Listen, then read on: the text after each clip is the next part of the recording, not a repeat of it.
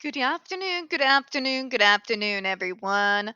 Welcome to another episode of Autistics in the Workplace. What comes after autism awareness? I am your host, Tiffany Daniels, and we are going to get to it in just a moment. But before we do, a brief disclaimer. Folks, on this channel, it is marked for kids, not for a reason. We do use profanity on occasion.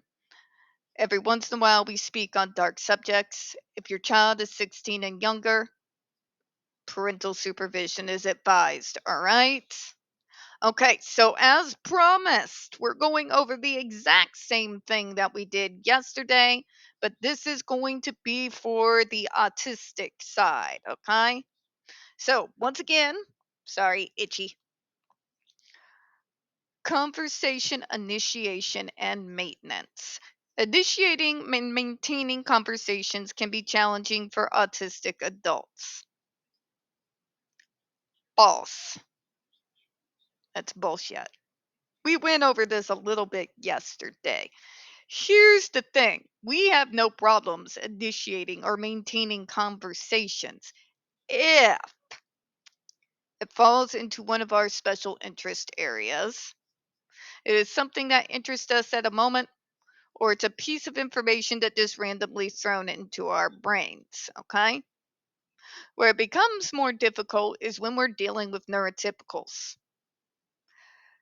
They don't care about our special interests. They don't comprehend or understand why we care about our special interests and why they are so important to us. And therefore, in their neurotypical brains, they feel like you really don't know how to initiate or maintain a conversation. Now, put me in a room with a fellow autistic and start harping on my special interest. They're either going to tell me point blankly that they're not interested, which, hey, cool, no harm, no foul, or that is also their special interest too. And what you're going to see is two people talking in their love language of info dumping. All right? We will interrupt each other and all of that stuff that annoys you all and be perfectly happy. All right? What us autistics have to keep in mind is the neurotypicals out there do not see this as normal, particularly our bosses. Okay? When we initiate a conversation and we go into a special subject, you're going to confuse the ever living hell out of them. And most of the time, they don't even know what's happening. We got to slow ourselves down. Okay?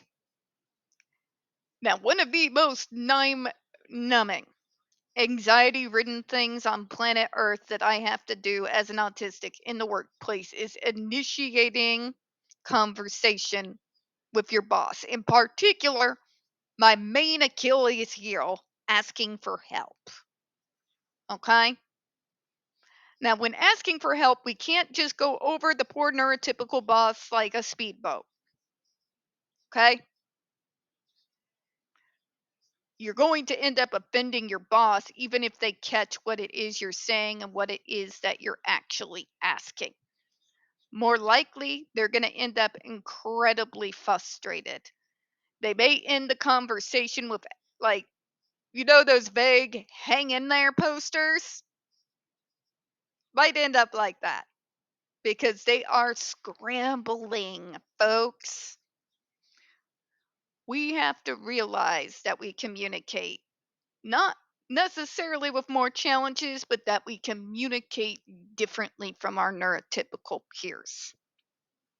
So when we are in those situations, especially when our anxiety tends to make it worse and we end up with basically a word salad on crack, you're really going to confuse them. So I hate to say it. I'm not telling you to mask. I'm telling you in these situations, before you reach out, calm yourself down first. In my case, I have two go tos before any conversation with the boss is had. chamomile tea or kava tea. And until that tea is gone and all the anxiety and extra energy has abated at least a little bit, I don't reach out because I know what's going to turn into. I'm pushing 40. I've literally done it multiple times and shot myself in the foot more times than I care to count. All right? I've done it. It's not good. We got to slow ourselves down. And we also got to stop ourselves from talking over our bosses because all of us, myself included, I am a repeat offender. A repeat offender. I'm not trying to do it to be rude. I'm not trying to be disrespectful, but you've got to understand that's how your boss sees it. Okay? When you don't even let your boss speak because you're a ball of anxiety and verbal diarrhea is exiting your mouth, it seems disrespectful to neurotypicals. Okay? We got to realize they do not communicate in the same ways that we do. So, before you even start, calm yourself down. And when your boss wants to add something, to put it bluntly, and believe me, this took more years than I am comfortable with sharing for me to figure out, we've got to shut up. Nor does everything the boss say require a response or a defense of ourselves. Believe me, I've had to learn the hard way more times than I am comfortable with. All right? When that is happening, the idea is not to immediately go into defense of yourself. Info dump a sudden idea that leads to verbal diarrhea. Not everything requires an instant response. It is to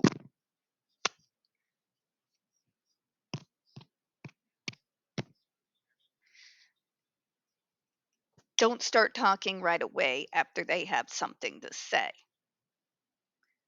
Because when you do, the neurotypical is going to feel like you haven't heard a damn thing they just said. You only care about what you care about, and that you are not open to receive advice, tips, what have you, right? Yeah. Let's continue, shall we?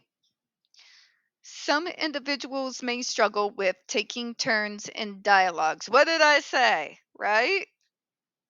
Interrupting others or knowing when to speak, which can lead to difficulty holding conversations or interacting smoothly in social situations.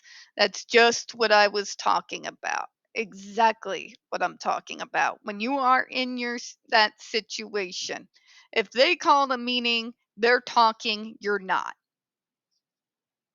If you call the meeting, start slowly. When they want to interject or they have something to add, even if it's your conversation, even if you want to take ownership of that conversation, that's fine. When they want to interject something that could be useful to you, shut up, for lack of a more nice way to put it. Okay? Listen to what they say. And even when it's an interjection in a meeting that you initiated, don't respond immediately to that interjection. Okay? Neurotypicals tend to frown upon that, in my experience. Take a moment so that the neurotypical at least can feel like what you're letting what they just said sink in. Or if it's a question, that you're taking a time to really think before answering. even if we already know the answer and we could blurt it out, regurgitate it from memory, don't. Because then the neurotypical feels like they're not being heard. You're not thinking about what they are adding to the conversation. You're not thinking about their question. You're thinking about, you see, slowing down. That's number one. Number two, when they do interject in the conversation, don't immediately have a reply out and ready to go. Even if you do, don't act like you do. Shut it for a second. I got a good rule of thumb. After they interject, after my current boss interjects in a meeting, I call it the 30-second rule.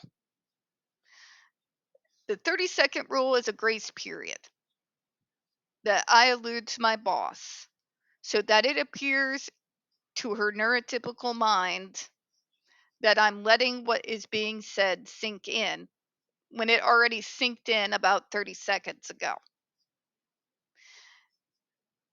That way you don't come off as rude and it appears to your poor neurotypical boss that you are internalizing and actually thinking about what they are bringing to the conversation. Let's continue, shall we? Choosing appropriate topics for conversation and maintaining conversational relevance can be difficult for some autistic individuals. It's because our love language is info dumping, which is frowned upon in the workplace. It took me embarrassingly way too long to figure that out. Like, way too long.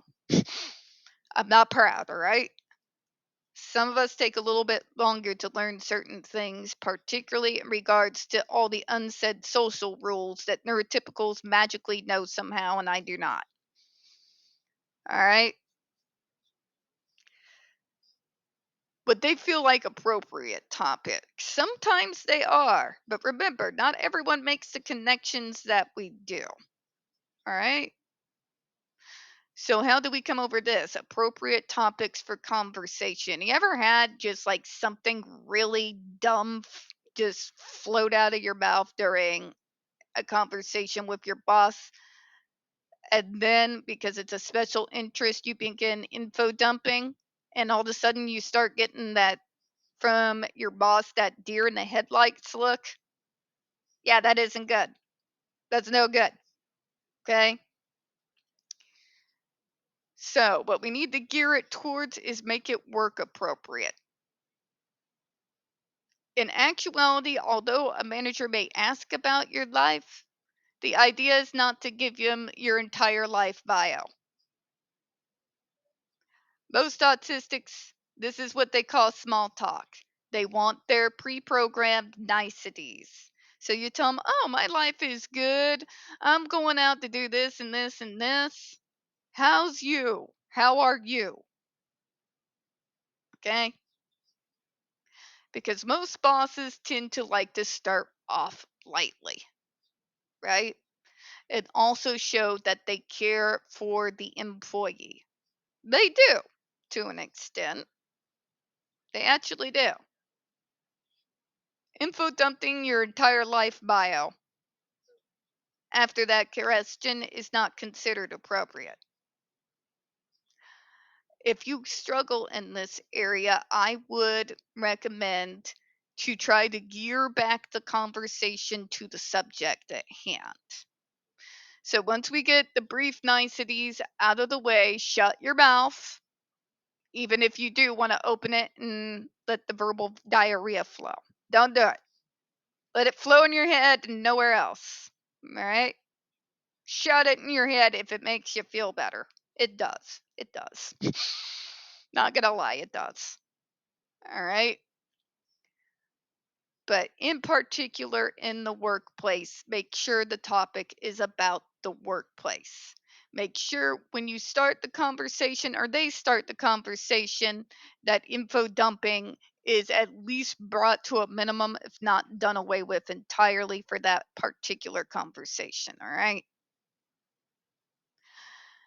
Also, conversational relevance. Here we go, folks. This is what I'm talking about. Our brains have a tendency of, to give you an equivalent, I love you, I love you, I love you, squirrel. And it doesn't matter if it's ADHD or autistic.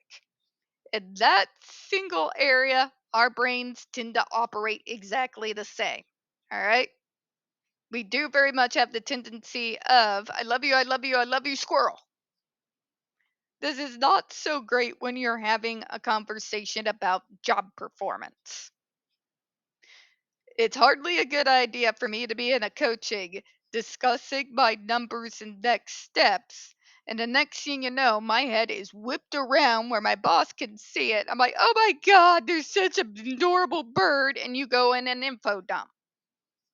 You have derailed the entire conversation and the point of why you're meeting in the first place. This is considered rude by most neurotypicals. All right. Even if it's innocent, it's considered disrespectful. That you don't actually care about anything they just said previously before you were distracted by Pretty Cardinal outside on your balcony. It happens, folks, okay? Just be mindful of it. If it is your boss on the phone, going, I love you, I love you, I love you, squirrel, and then going into an in depth info dumping session on squirrels, when that's not the point of the meeting in the first place,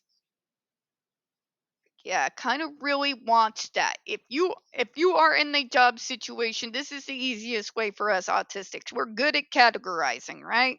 Categorizing, organization, that is our forte. It's our bread and butter. It is absolutely essential to our survival, right? Carp Compartmentalize this. Okay? Put that in a little file on the back of your brain that says, when engaged in conversation about how to better improve performance or talking about general job changes or whatever, even if you are distracted for a moment by something you may see outside, remember that you are at your job. So look directly at your boss. Say very briefly, without info dumping, oh, I'm sorry, I just saw a really pretty bird outside. You were saying? It clears up a lot of misunderstandings. Your poor neurotypical boss feels more respected. And sometimes, uh, every time, I get a little chuckle.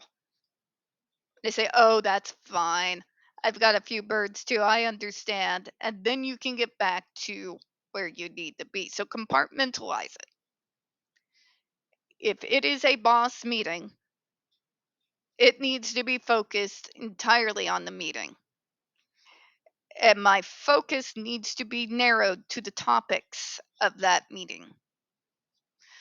In fact, I would even suggest hyper focusing on that meeting, because hyper focus is that special time period for all of us where we can close everything else out around us to focus primarily on the individual that we're talking to, or the info dumping session that we're engaged in at the time. So hyper focus when you're on those meetings with your boss, specifically on work and what is being said at the time. Close out everything else. We all do it every day. We all know how to do it. All right. Some people may struggle to follow social cues and conversational norms, leading to the awkward silences or irrelevant talk. And this is why you have me, folks. Because engaging with the neurotypicals around me and speaking to them about how I come off sometimes, is how I'm able to give this advice. It's a way to go to the drawing board saying, I don't handle this well. I can be honest with myself and say, I do not handle this well. What I can do is this: hyper focus during that meeting, specifically on job topics. In particular, if you're talking performance, talk performance. Slow down, especially if you're the one who initiated the meeting. Our love language may be info dumping, but it's not theirs. All right? And if you keep going, it can seem like a pile on and absolute disrespectful, okay? Just saying. And even if you are the one who began the meeting and initiated it, when they interject, they're talking, you are not. I know that can be hard. Believe me, I understand when you get this idea and it just like it burns into the front of your brain. And it's like driving you crazy not to spit it out. Don't do it.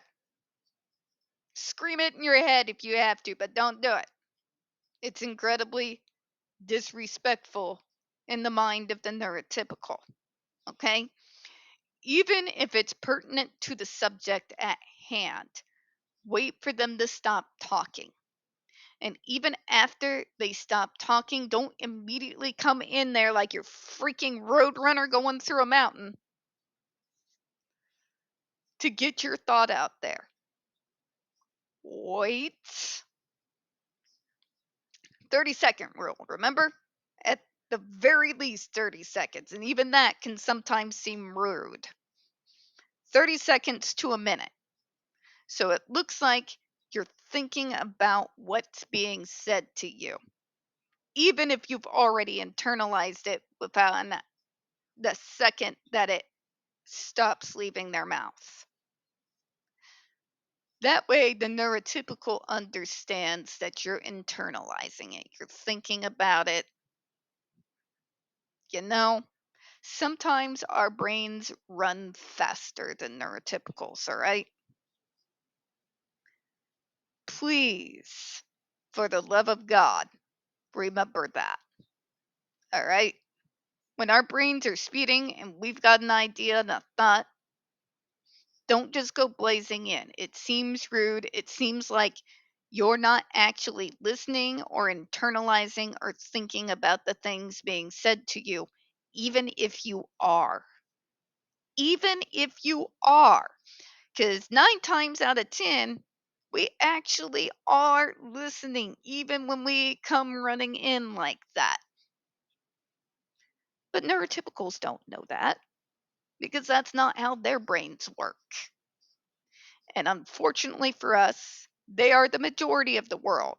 And more likely than not, your boss is not going to be autistic, they're going to be neurotypical. Slow it down. Don't info dump. Take a minute after they're speaking so it at least appears that you're internalizing what they're thinking, even if you were internalizing it while they were speaking. And it will clear up a lot of misunderstandings. We're going to close out on that one, folks. We don't get very many views on this channel. The few we do get do tend to get removed from time to time. So please don't forget to hit the like button, hit subscribe, and don't forget to hit the comments. I appreciate your time. As always, folks, we here at Spilling Tea do hope you have a good one. I'll see you again next week. Bye-bye, everyone.